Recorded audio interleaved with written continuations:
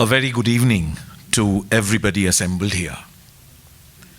Today's occasion is a very close one to the hearts of everybody here. It's the time for the 4th Sonali Chakraborty Memorial Lecture, to which, on behalf of the Sonali Chakraborty Foundation, it is my great privilege to welcome all of you. Particularly our beloved and respected dignitaries on the stage. Reverend Swami Shuparnanandaji Maharaj, Professor Bimal Roy, and our speaker today, Professor Sugata Marjit. Also, a very big welcome to all dignitaries in the audience, and of course, to all other members in the audience, and those present online as well.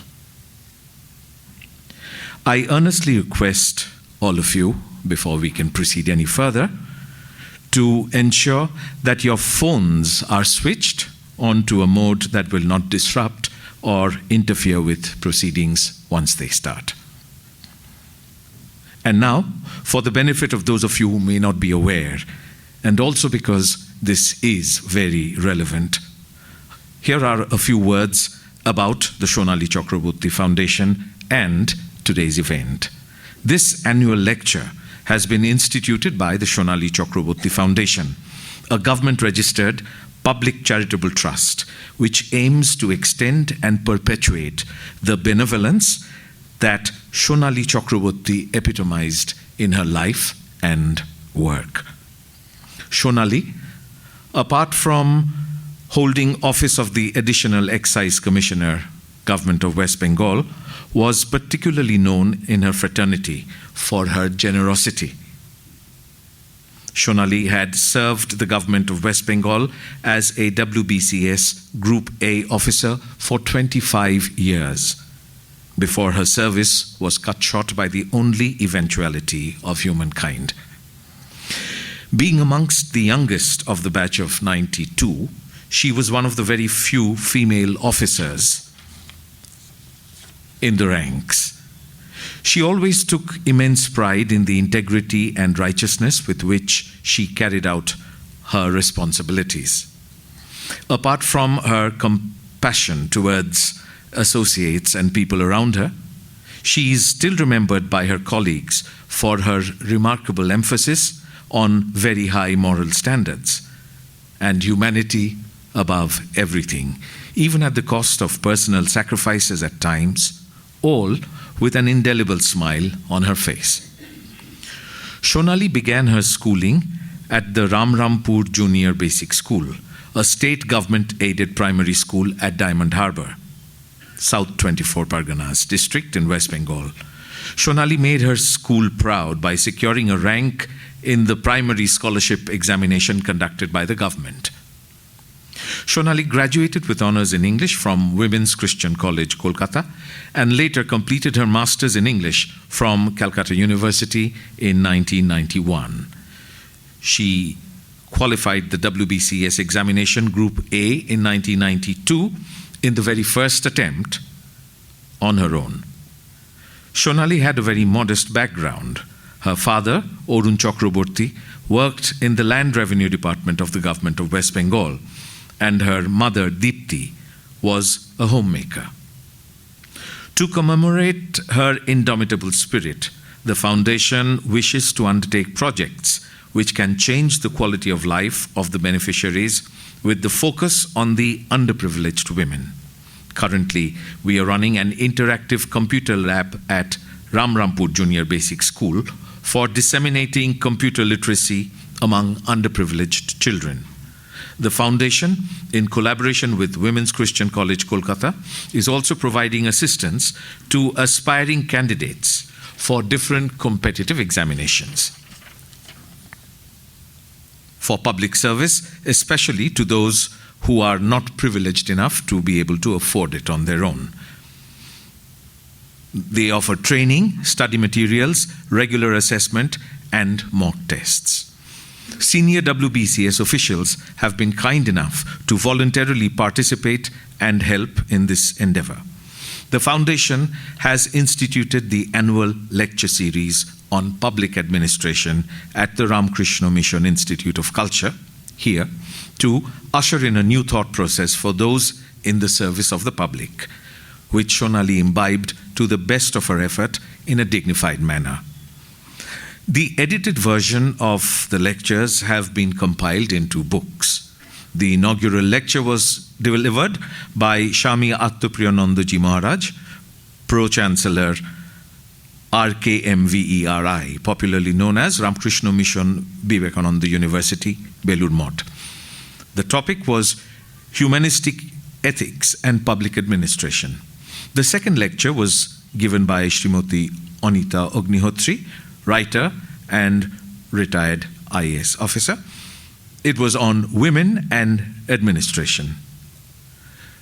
The last, so far that is, the previous year's lecture was given by Shri Johor Sarkar, MP and retired IAS. The topic was Public Administration in Changing Times. The printed version of this lecture, with a Bengali translation, will be released today. May I now request respected Shami Shuparnanandaji to say some words of inspiration to us. Incidentally, he inaugurated the Civil Service Study Center in Women's Christian College in 2019. His blessings have been our strength always. Maharaj, please. Sir, apni chaile okhan theke bolte paren.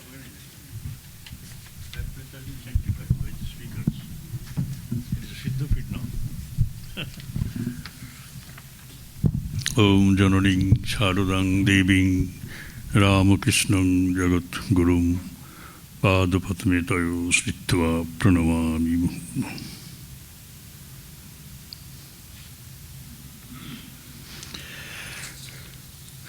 So my salutations to Thakurma and Swamiji, and my deep regards to today's speaker, Professor Sugata Marjit. My love and regards to Professor Bimal Rai, and also Sri Sukusal Bishwas. I welcome you all to this great program. This program I call great because it is being instituted by the very devoted husband of Sonali Chakraborty, very devoted. I have not seen such a devoted husband, mind that. And for the first time I see her son. Oh, namta ki? Nana. Nundi. Nundish. Baba. Nundis, very nice name, uncommon. I'm very happy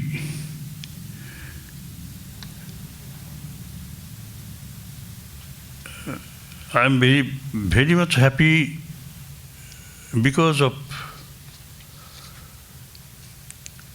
this particular memorial lecture to be organized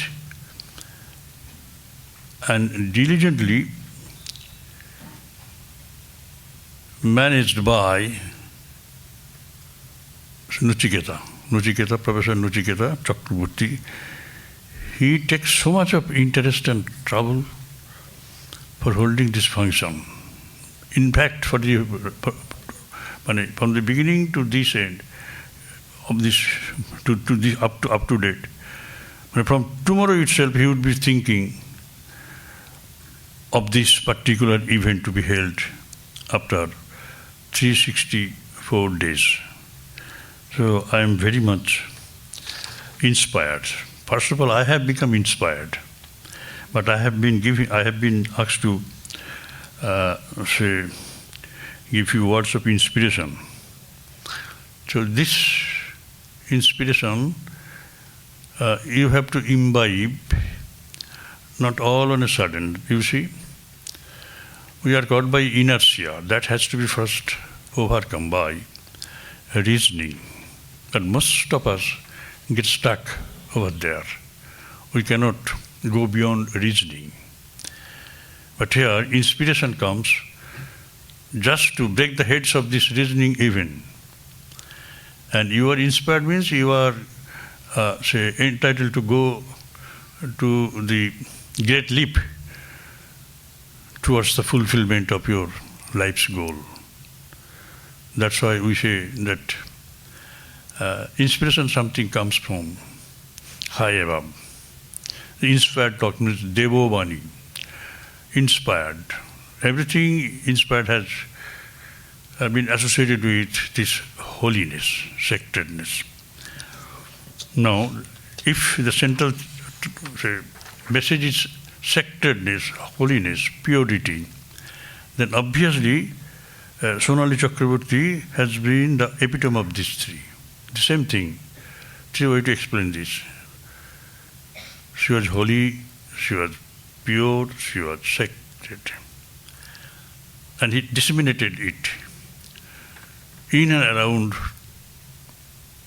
her living place, working place. And that's why her family has become so much devoted, so much obliged to her. This much about Sonali. So she could carry the motherhood from family to the outer world, to encompass humanity. Her love for humanity, that is great, and that's the major theme of inspiration. She was inspired to do something for which she would get nothing. Inspiration comes from within. It deals with our higher sense of existence. Anyway, today's lecture is on the good governance and informal sector. So purely a topic on matters economics. It may sound, but we are living in an economy where we have to feel the impact of this informal sector. Nothing is formalized there, especially agriculture. Cottage industry, there are several areas of cottage industry where you would get nothing from the enterprise's view which we can call legalized. Everything is done haphazardly, and not only haphazardly, it is being done much to the benefits of the traders and the cultivators and the small industrialist enterprises, this and that. And their activities would never come under the purview of government audit, this and that. So we get a wrong picture of our even growth rate, even growth potential, and the actual figure is concealed or hidden.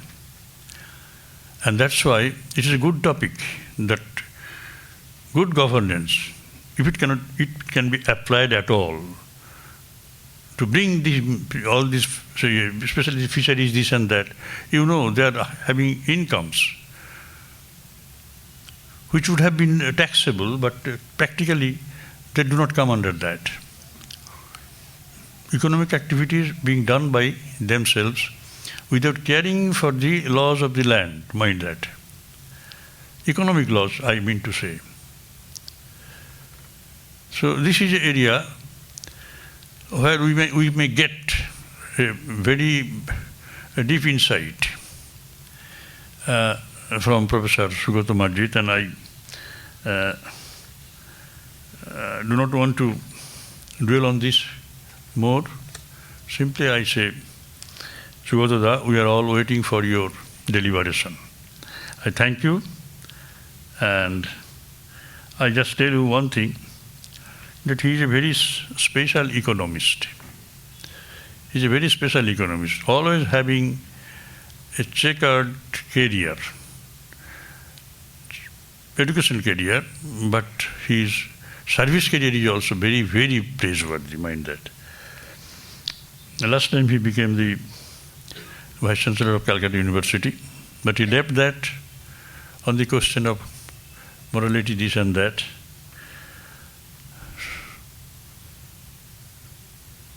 He's a very straightforward man, upright man, and honest man. And I must congratulate Nuchiketa for choosing such person to speak on another great man of purity and sacredness, Sonali. So, with these few observations, I just take leave of you, wishing you a very good evening. Thank you.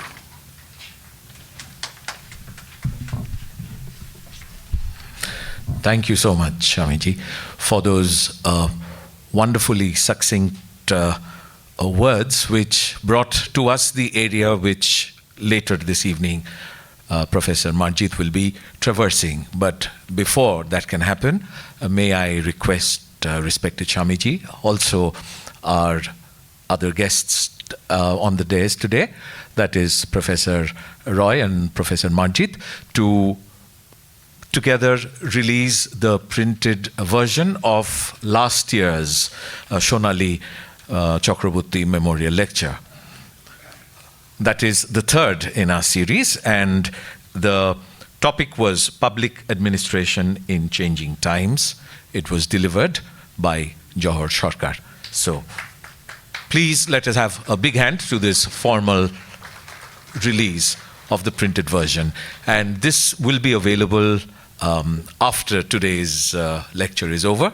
So when you're on your way out, please make sure you utilize the opportunity of taking a look. Thank you so much, sirs. May I now request...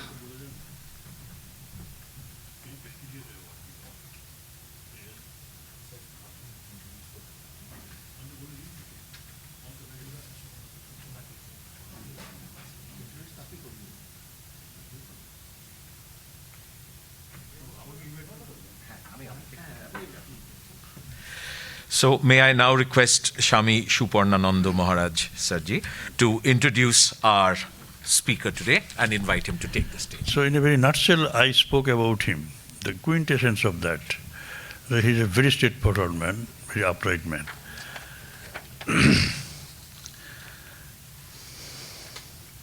And I say one thing more, which I take pride in, of course.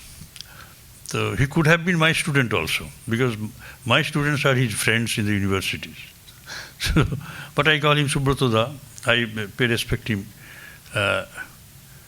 for his acumen, for his achievements. He deserves that. Speaker's introduction. Professor Sugata Marjit is an economist, a North Indian classical musician, and a writer of editorial columns in Bengali newspapers. He has been living in Kolkata since 1973. A topper of Calcutta University, he also studied at Presidency College and at the University of Rochester in USA. His current position is that of the first distinguished professor of Indian Institute of Foreign Trade. He was Vice Chancellor of Calcutta University, Chairman, West Bengal State Council of Higher Education, Director, Center for Studies in Social Sciences, Calcutta, RBI Chair Professor of CSSC, Center for Studies in Social Sciences, Calcutta, CSSC, and a professor at the Indian Statistical Institute, even. He has taught and researched at more than 50 universities across continents and was a visiting professor, scholar at the Asian Development Bank, the IMF, the World Bank, and Federal Reserve Bank in USA. He has received 2 top honors for academic economists working in India the Mahalanobis Medal as a young economist, and very recently the A.L. Nagar Fellowship as a senior economist, both from the Indian Econometric Society. He also received the V.K.R.V. Rao National Prize as a young social scientist. He has published close to 250 articles in international and national outlets and wrote books for Oxford University Press, Cambridge University Press, and Springer, Nature, etc. So this is all about his achievements. This is all about the person who would be standing right now to speak about a very burning topic of economics. Very interesting as well. Thank you.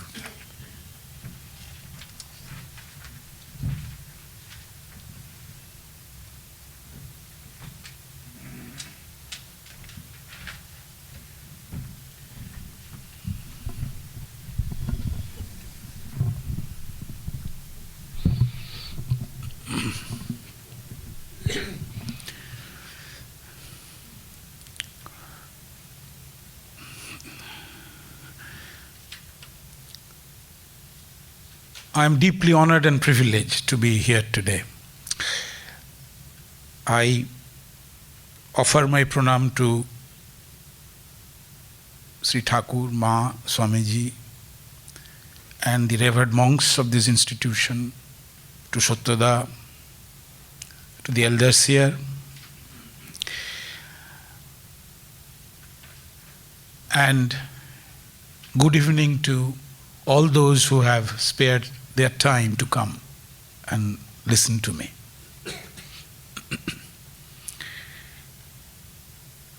While it is an honor and privilege to be speaking today on behalf of or in memory of Sonali Chakraborty and on behalf of Sonali Chakraborty Foundation,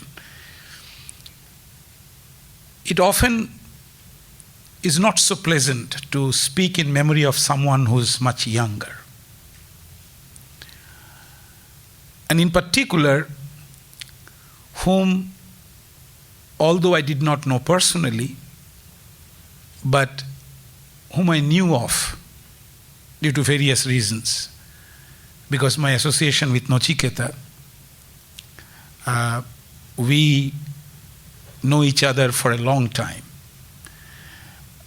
When Nachiketa was doing his PhD and I was just a lecturer at Jadavpur University, I always remember those days, which was about 30 years ago, 35 years ago, when Nachiketa and I used to go to Delhi in this ISI conference via Rajdhani Express chair car and had long discussions on the new themes in economic theory.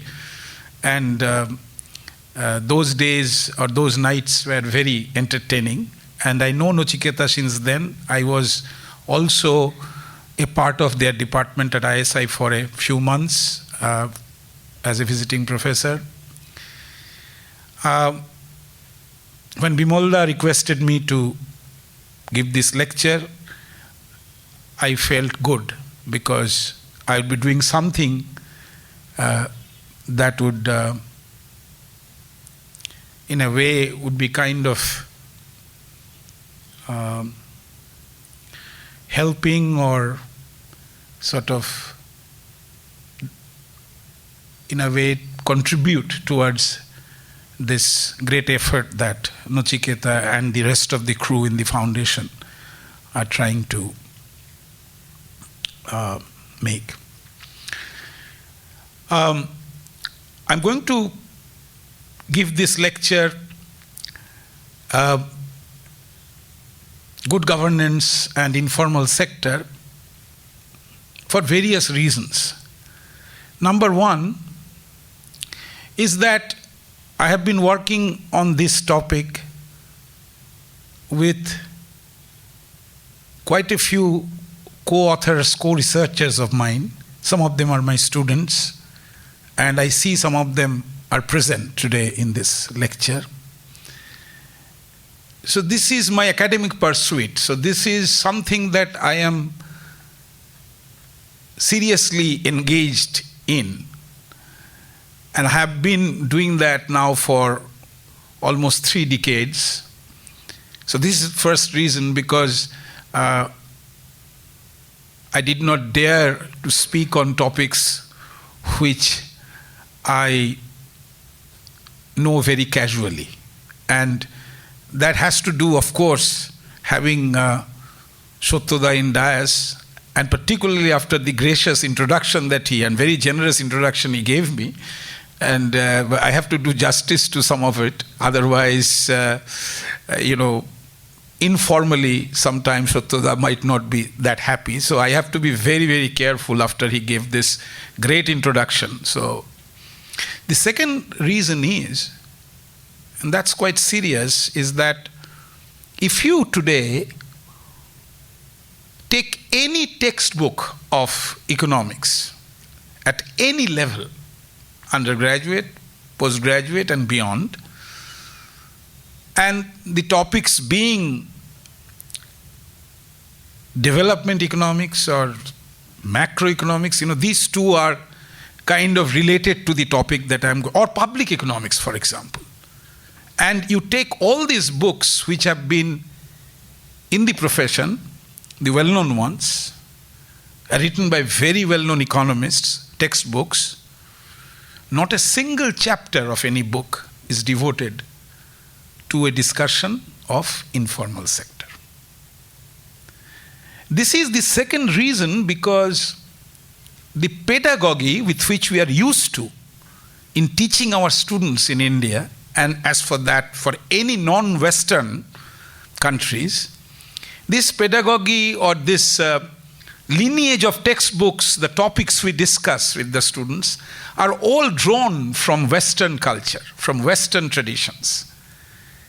And interestingly, no rich country in the world has a significant, sizable informal sector. So therefore, these topics, or this particular topic of discussing the dynamics, the characteristics, the complexities of informal sector, is naturally absent in the entire body of texts that we study. This is something which is really very unfortunate.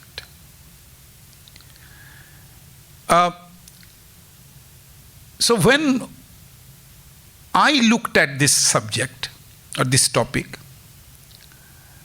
it was not after I saw a lot of work in this area and I tried to contribute as another work or a value addition to that body of knowledge. But it had to do with my own experience of the social neighborhood to which I belong. Every day when I go out of my home to, let's say, College Street, when I was teaching at Presidency College or at Jadavpur University, I have to pass through, or I have to walk across pavements, pass through the streets in which you see a large number of hawkers, small shops, and these shops are not really registered shops. As Shotoda already has said, that informal sector is all about unregistered, unrecorded activities. But people selling stuff on the pavements particularly, all across, for example, in Goriahat and all. And this is not an exceptional kind of an example.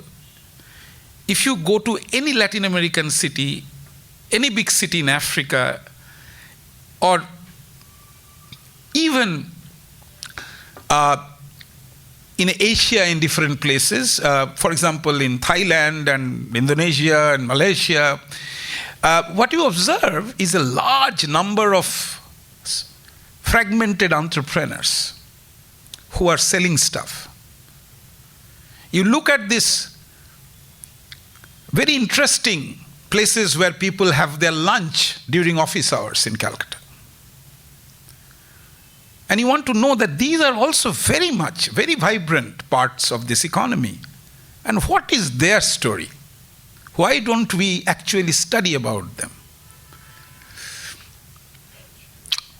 And the third reason being that you have to take this very well accepted and formulated body of economic knowledge, both theory and empirics, and see whether they are capable or incapable, or whether these need to be modified and altered to analyze the situations that we are in. So informal economy, or at least visibly the informal sector, is very much a part of my life. And I cannot ignore that part of my life because it involves my society and it involves the economy that I live in. So that is another reason that I started working on this subject. So let me come directly to the topic now. What is good governance?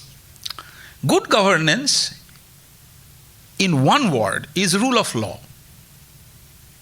That is, the government makes sure that the society and the economy abide by the rule of law, the legalized regulatory systems, and follow the well accepted decisions of any legal structure. When these are followed, these are not violated, we are in a formal system. There are definitional problems, or I won't say problems, but definitional debates about what is formal, what is organized, and so on. But this lecture is not really to dwell upon all these, nitty-gritties of the problem. But just remember that something which is legal, in a very broad sense of the term, would be formal, and something which is not legal will be informal. That's very interesting, because when we talk about something which is not legal, is it illegal? Yes, so far as literary meaning is concerned, it would be illegal. But I try to distinguish between these concepts of criminal activities and activities in which people earn their livelihood by pursuing, ordinary economic transactions. So there is a difference. You don't actually take to task a puchkawal on the street in Vivekananda Park. But if someone actually steals money, then you take him to task.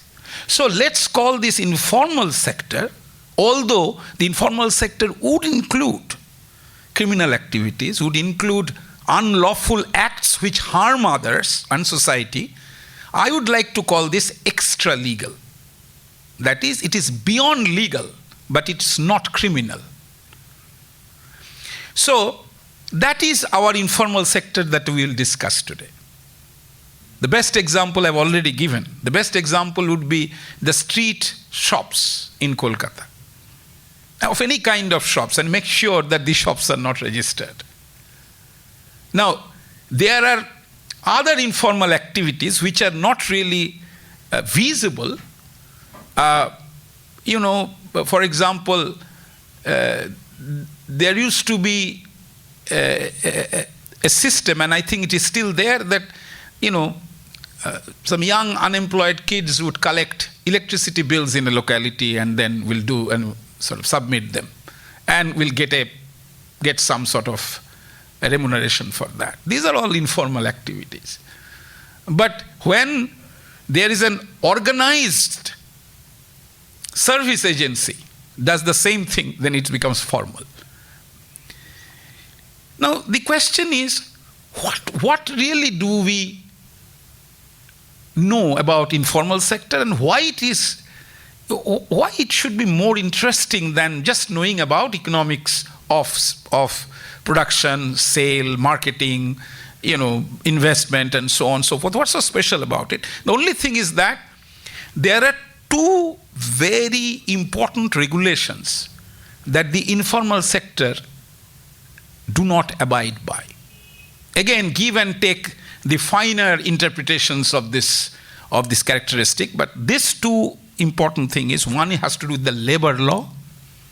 That is, if you are setting up a factory or you are setting up something which is legalized, there are certain part of the labor laws that you have to abide by. Minimum wage, pension. If there is no pension, at least some contribution, some basic workplace benefits, and so on. But any informal firm, informal business entity is not supposed to have that. So labor regulations become a mark of distinction between characterizing a formal and an informal sector. So you can say that, okay, a firm which is abiding by the minimum wage law is in the formal sector. A firm which is not doing that is not in the formal sector. The other part is that the informal activities, they don't pay any taxes to the government. But this characterization is also, the economists make this characterization to be very clear and transparent about what they're dealing with. But I don't want to name the enterprise, but if you go in streets of Calcutta and you go to restaurants, for example, there is a very well-known restaurant in South Calcutta where you can go, and there are 2 floors. In the first floor, if you go and you order the same food, they give you what they call a pakka rasid, in which they give GST of the state and the center, everything is there and you pay it. But in the ground floor, there is no such transaction. So basically what happens is, the same organization can engage in formal and informal activities. That is also possible. So that's an informal activity where this transaction is not showed. So you would find that amazingly this shop is probably paying too little taxes to the government. That is also possible. And even today, when we talk about that GST has been introduced, well, introduction of GST is not bad, as you all know, that it basically rationalizes or simplifies a lots of things. But it is also true that there are businesses, there are things like that, where they don't actually abide by GST rules. So our revenue does suffer. So the problem of informalization is that the government loses revenue. And the government needs revenue to do lots of things. And if there is a reason that the government has promulgated a minimum wage law, and some firms are not abiding by that or not following it up, then it is bad governance. It's the bad part of governance, that is misgovernance. So what happens is, the definition of informal sector as discussed by many, particularly influenced by the Western and developed country perspectives, the informal sector bears a big negative sign. So that's why there are other names of the informal sector: the shadow economy, the underground economy, the economy which does not pay tax, the economy which does not abide by minimum wage law. So this is a black spot. So all the governments of all developing countries, publicly pronounce that they have to formalize the economy. Now that's where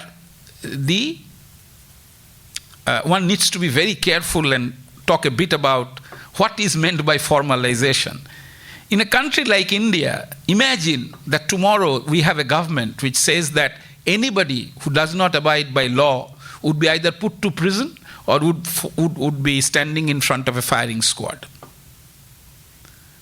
Then 80% to 90%, 80 to 90, that is the range of occupations of total labor force which is in the informal sector, of which a major chunk is agriculture, as Shottad already mentioned.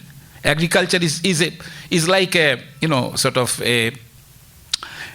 first informal sector, which means because agriculture, of course, we don't have agriculture income tax, neither we have minimum wage laws there. But apart from that, if you take the number of workers in this country and you take different groups of economists and politicians who are basically quarreling with each other everybody would agree that our size of the informal occupation is close to 90%. There was a time when we used to know that, yes, occupation-wise, informal sector is very dominating, but productivity-wise, it's very low. So what happens is that overall, part of the national income or GDP that is contributed by the informal sector used to be very low. And the figure used to be less than 20%, 25%. But interestingly, during the debate on demonetization, the different groups of economists, policy experts, and so on did a good job for us, because they brought out different types of documents in which it is written in some form or the other, it is derived in some form or the other, that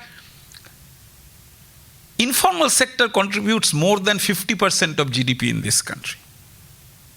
There was a committee called Arjun Sengupta Committee long ago, where they were supposed to be very meticulously calculating the size of the informal sector.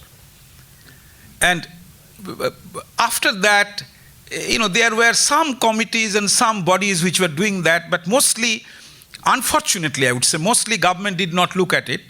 So when you look at it and try to make an estimate, it's a substantial contribution to GDP.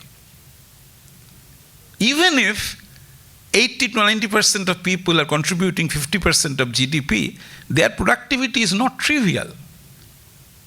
So, first thing, the orientation of my lecture is always actually to say things which are positive for the informal sector. Look at the potato seller in Gorihat market, who pays very high interest rate to the Mahajan who finances his business. Now, economists have a problem, because what they do, they tend to look at the high interest rate that is prevailing in the informal credit market. That is, informal credit market, the Mahajan is an informal banker. If you want to get the same amount of loan from a public sector bank, you won't get it, because first of all, your credentials are not good. Second of all, you cannot fill up so many forms. Third is that you don't have collateral. And you are afraid, basically. So you go to the informal lender. You get your loan, but you pay high interest rate. Now, economists, there are many, plenty of them, very good, which when they write that the potato sellers and the mulo sellers and onion sellers are paying, every month they are paying like 10%, 15% on the loan interest. So they are paying huge. And then they talk about how they are exploited by the informal lenders. Now, I always ask this question to the more erudite people, that if these money lenders were not there, what would have happened to these potato sellers? We are not going to put them in our house. We are not going to feed them. Number one.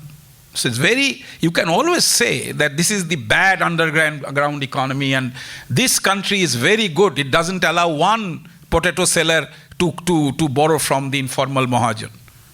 Then what does this country do?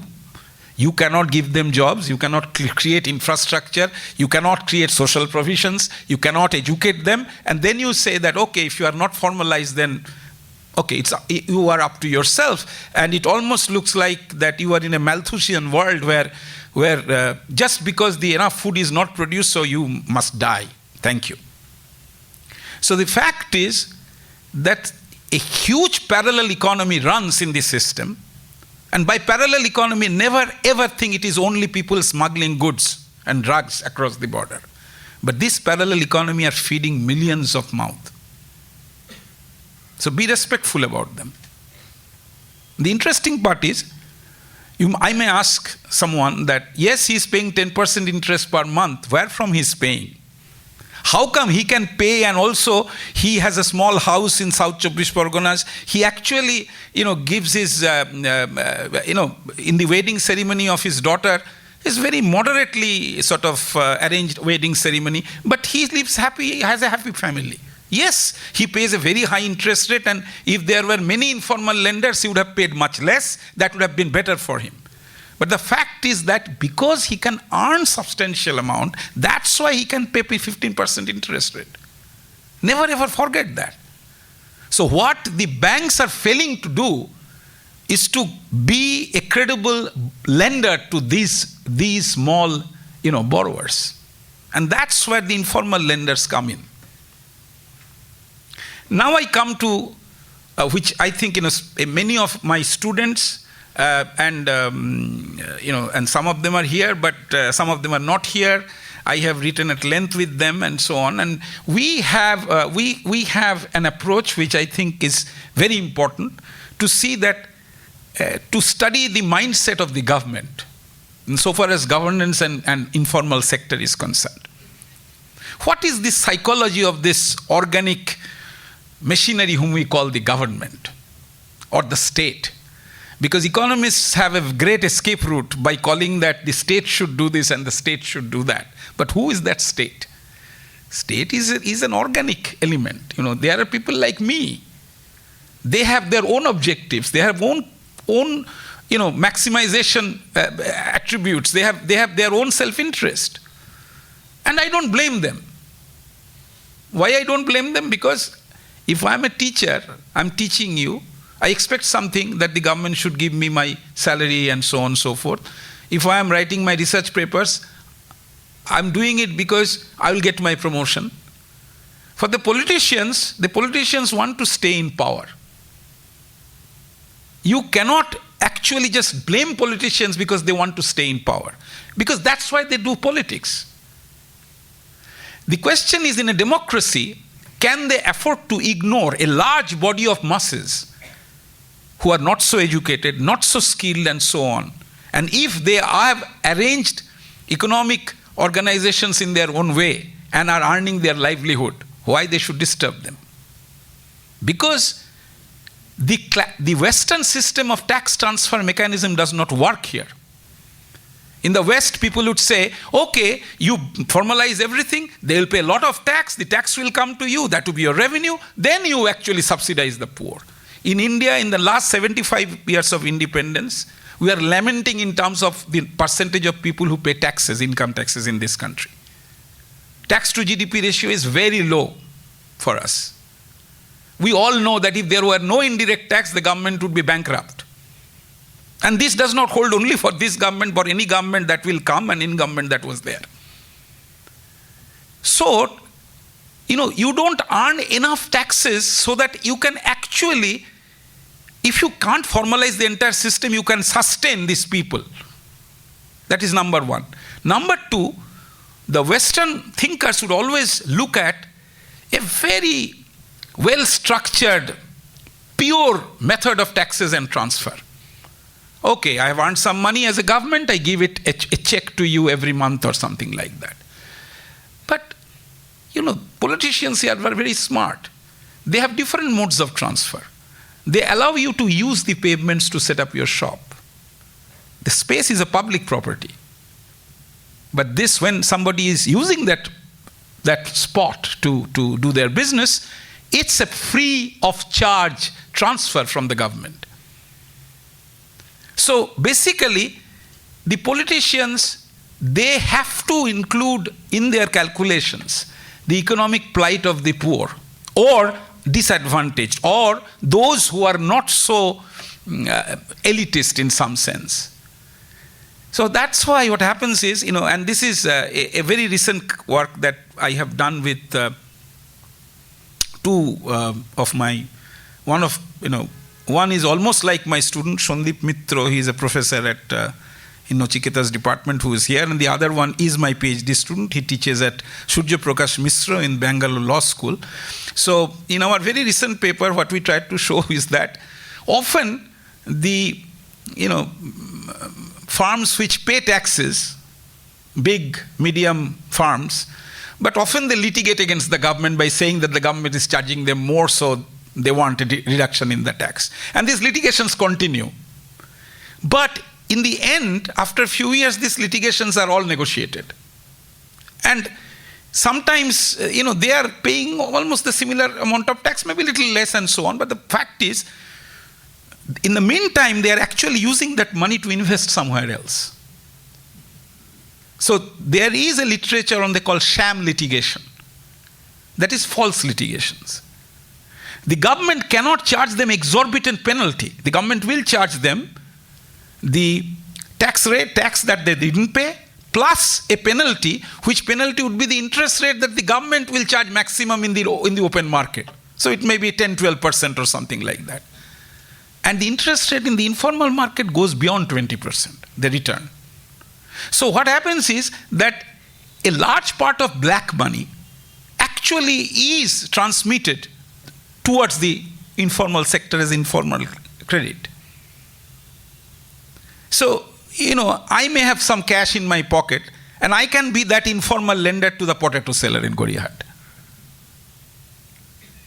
So that way you see, if the government pounces on these litigators and say that, okay, if it is proven that you have actually, sort of falsely litigated against us, then I will scratch your business. Of course, the government will not do it. A very interesting motivation of the government is that actually to have some money pumped into the informal credit system. Because otherwise, how they can employ these workers there? So this parallel economy cannot run without the support of the more formalized institutions, but not in the direct way.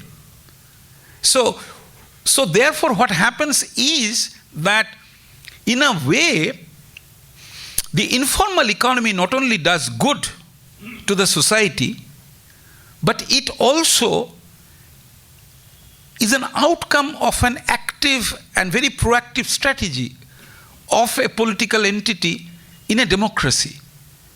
Because the democracy that we have here, one person, one vote, it's very important. If I don't, if I'm starving, I won't vote for you.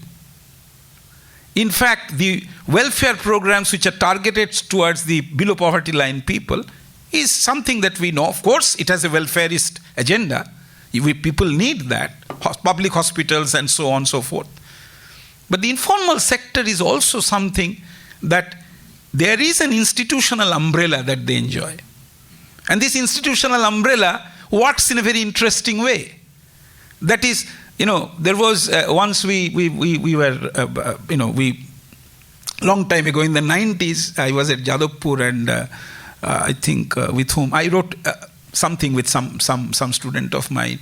But there this whole question is that if you violate the traffic rule and the traffic constable or the sergeant catches you or traffic auditor catches you, then there used to be a reason, there used to be something like, if the fine was 100 rupees, now things have changed, of course. Things have changed because now things are very much online and everybody knows about it. But whatever it is, it's very reasonable and rational transaction. 100 rupees is your fine, so you can give 50 rupees and get away from there. But you see, they will never charge you 100 rupees full as fine. Because they can charge you 100 rupees and you should still pay and go. Because the 50 rupees they will charge to keep that alive. That is, when you tell this story to your friend, then friend says, okay, you violate, how much do you pay? Well, 50 rupees out of 100.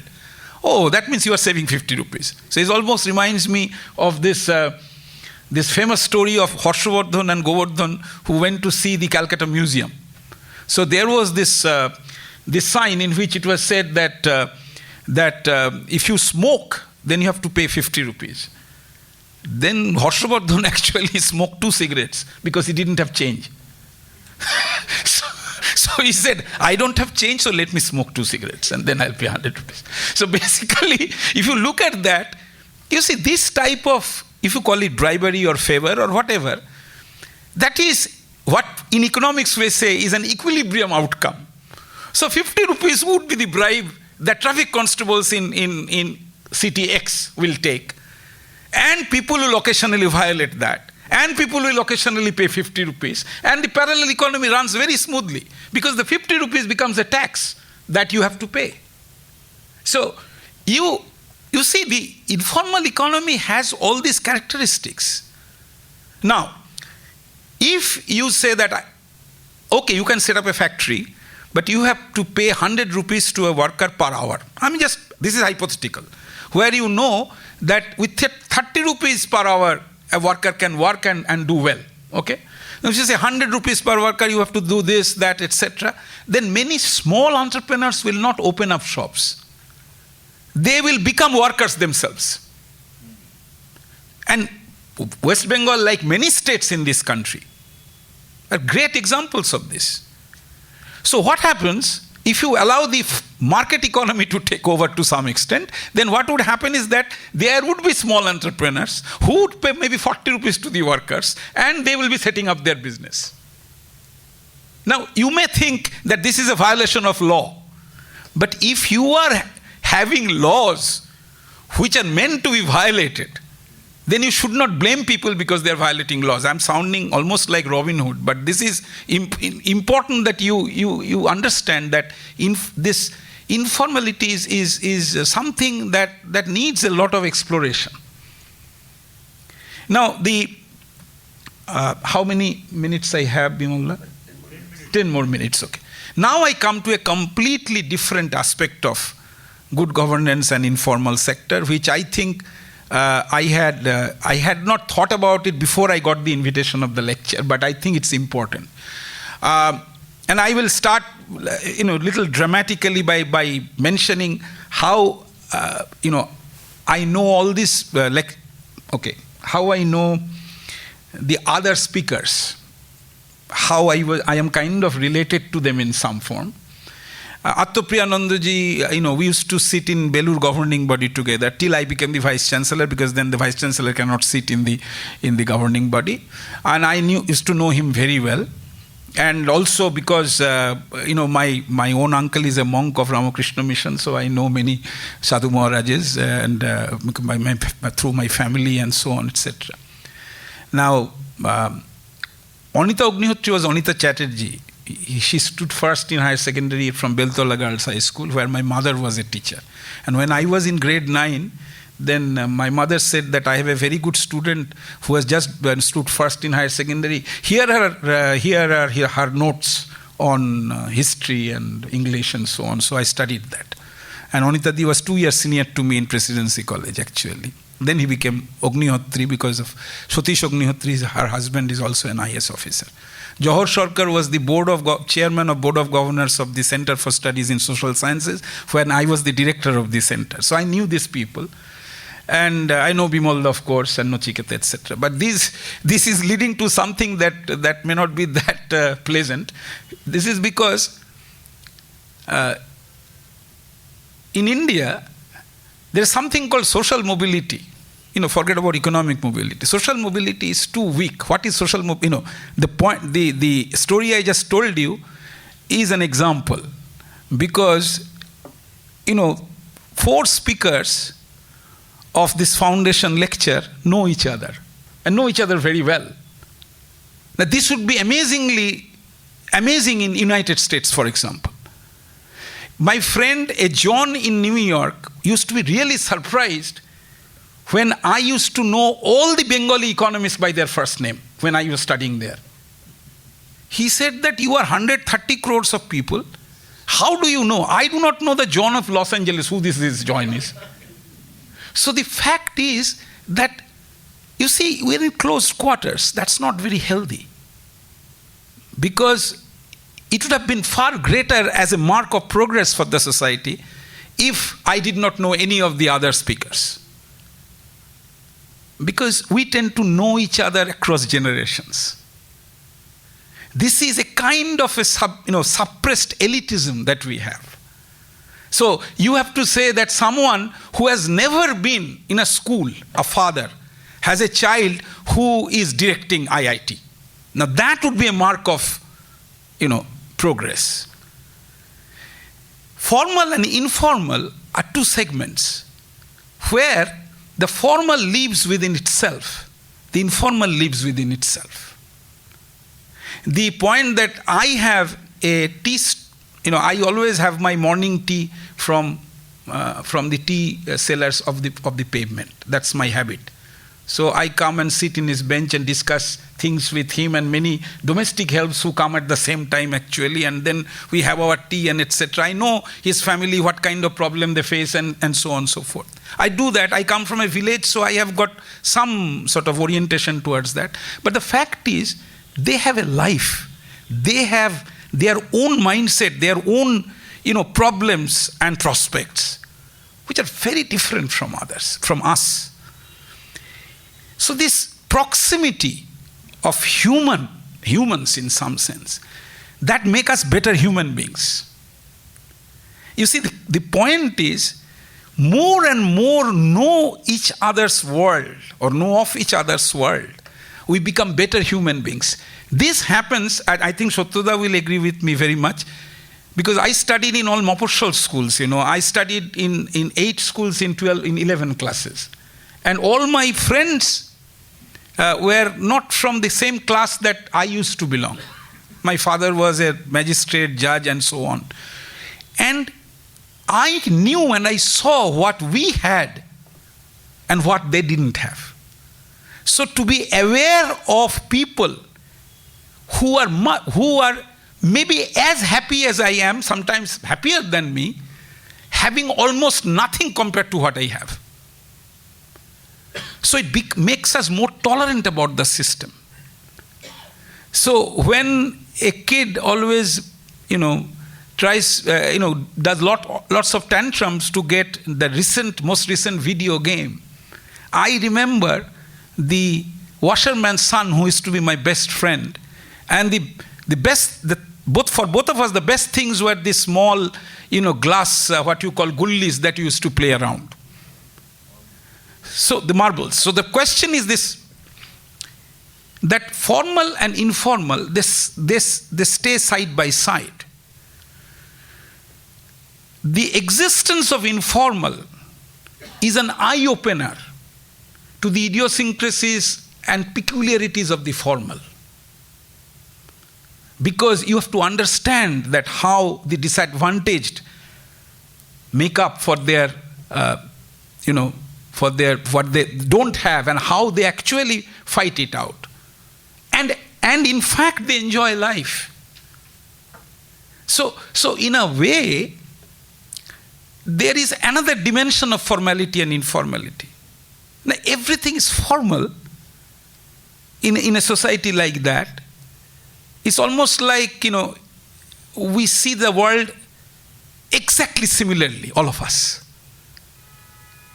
And I think that I have read somewhere that Swamiji was talking about the variety in a society. He talked about when there was a lot of pressure on this inter-religious conflicts and so on. And he was talking about the message that came very loud and clear, and that is very important even today, was the fact that we need a colorful world with varieties, with differences. Because only then we can see we can evaluate ourselves properly. We can see that things that we think are important in life are actually not important in life. And I think that improves the human quality. So informal sector, also has a role to play in there. But yes, if everybody could be educated, if everybody could be an engineer, if everybody could earn a lot of money, if everybody could have palatial buildings as their residential houses, if everybody had 2 cars, etc., what would have happened? Now you go to United States now, and there's a huge literature on the happiness index, and they find that even the most prosperous society is most frustrated society. Most prosperous society, the happiness does not sustain. Why? Because they have other reasons. Because this is the idea of human psychology, where people always feel that they need more. And this makes us more unhappy and more, psychologically more restless. And I think there are many other philosophical corollaries of this kind of propositions, which are not in a position to discuss this, today. So just to summarize, the there is nothing bad about the informal sector. Just because it doesn't exist in the rich world, that we have something that seems to be, should not be there. Yeah. There is no basic good in good and governance. This is even more philosophical, Shatruda. Because what you say is good in good governance, there can be many debates on that very concept. So that's a different kind of a criticism, but that I'm not coming to. But the point is that there is nothing wrong with the informal sector.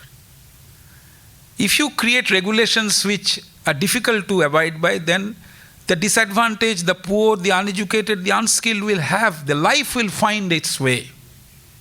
And you have no authority to challenge that. And I'm just saying life would find its way. I'm not saying that everybody would be a smuggler, everybody is going to kill the other person.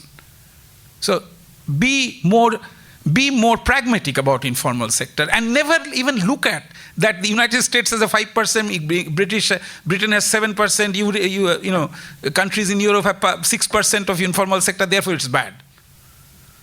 Second is, the informal sector can be very productive, very efficient, and it is also quite, they can skillfully avoid paying taxes, it is possible. They are, and if you one day you go to the Gorihat market, the vegetable market, and you discuss this with all the vegetable sellers, how do they sustain themselves? You get a great story about many things. That how people survive and how people do well, reasonably well. But anyone would always aspire to be better. I'm not saying that because he is doing well, he won't be better. But the point is that don't discard them as children of lesser God. You shouldn't do that. And I think that informal sector has done remarkably well here. In fact, after economic reform, I have a book, Outsiders, from Oxford University Press, where we show, with Shoibal Kaur of Center for Studies in Social Sciences, where we show that actually over a phase of 10 to 15 years, the real wages of unorganized manufacturing actually increased across all states of the country. Till 2005, 2006, something like that. Then it reached a plateau, and then sometimes it went down and so on. They did very well at a period when the organized sector was doing nothing. Particularly COVID period. And COVID period, as you have said, Domitaho, that actually COVID is opening up a great, another avenue. Again, I'll be surpassing my time, because there is now considerable scientific work which shows that many poor people, in the urban poor, who have been exposed to some serious diseases in the past but survived, have much greater immunity than us. And so they survived much better during COVID. And therefore, they did much more work for those who were afraid of getting affected by COVID. All my security guards used to bring my groceries and so on. And in fact, such a transaction actually was increasing the fight against the COVID, because you are having people with greater immunity fighting COVID being exposed, rather than those who are always having great naps in air-conditioned machines and then becoming weak and not having much of an immunity. Yes, there is another literature which has developed in health economics, in medical science. There is something called killer immunoglobulin receptors, which is KIR, which is ethnically contained in the bodies of human beings of specified regions, where they are able to kill any viruses. In fact, as you know, that sometimes these receptors were deadly, because they not only killed COVID virus, but they also destroyed the lungs of people. So basically, this is called, I forgot, what was this? Bimal, there was some storm. They call it, yes, yeah, that storm, which is essentially the KIRs being very powerful. And the KIRs being very powerful, they don't, KIRs may not be in the body of human beings who are very privileged and very rich. It can be ethnically, it can be in people who are much more accustomed to physical labor or something like that. So anyway, so basically there are many dimensions of informal sector that you can access. It's a very vibrant kind of an area, and now many people across this, I've called it across the South, which is the developing world, are writing on this, and you can go to any platform, see very interesting things, and there are many young scholars, professors in India who are working on these issues. So I hope that even people will have a different perspective on this, and people will look at the existence of formal and informal sector through the lens of logic and less through the lens of emotion and sentiments. And I believe that there is a contribution of informal sector residing side by side with the formal, because it can actually improve the quality of the innate quality of human beings, because you tend to challenge yourself by bouncing against an entity which does not have all your privileges but can compete with you in terms of satisfaction. Thank you.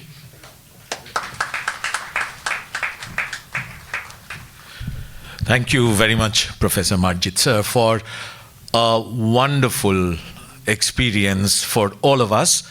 Sirs kept the focus very firmly on the informal sector, but I'm sure for all of us in the audience, informal was not necessarily the only I word that you would think of when you were listening to him.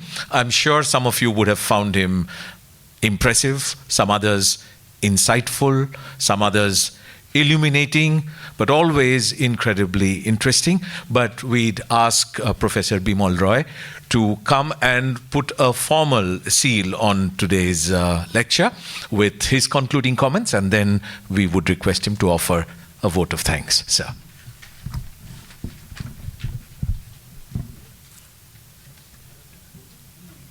Okay, let me first thank Professor Sugata Marjit, our beloved Sugata, that's why I call him. And what he told today is very important. I would say rather very deep also, or profound.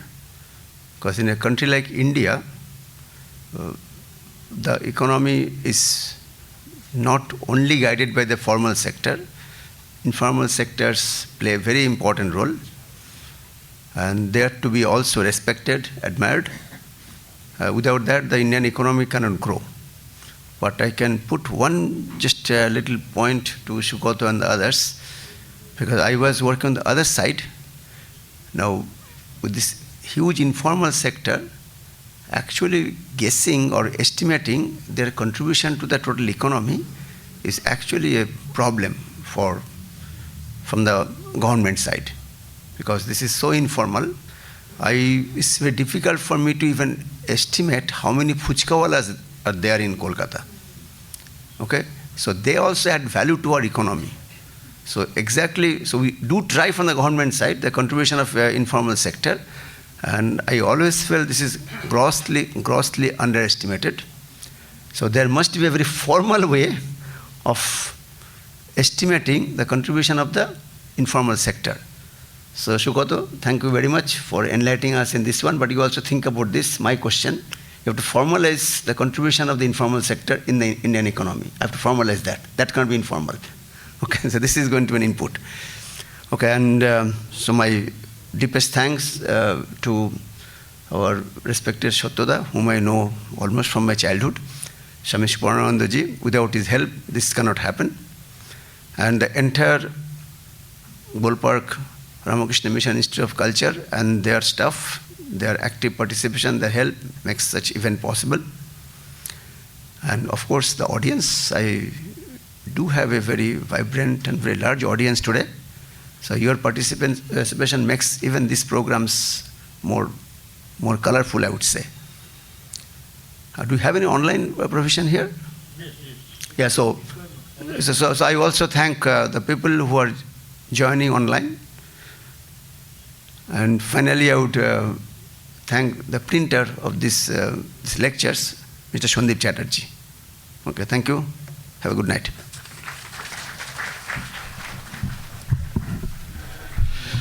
Thank you very much. Okay. Then, ladies and gentlemen, we bring our program today to a formal close. Thank you very much for attending. Please remember on your way out to take a look and pick up a copy of the book that was released today, containing the printed version of last year's speech. And there are also a few light refreshments. Do make sure you utilize them. Thank you very much. Good night.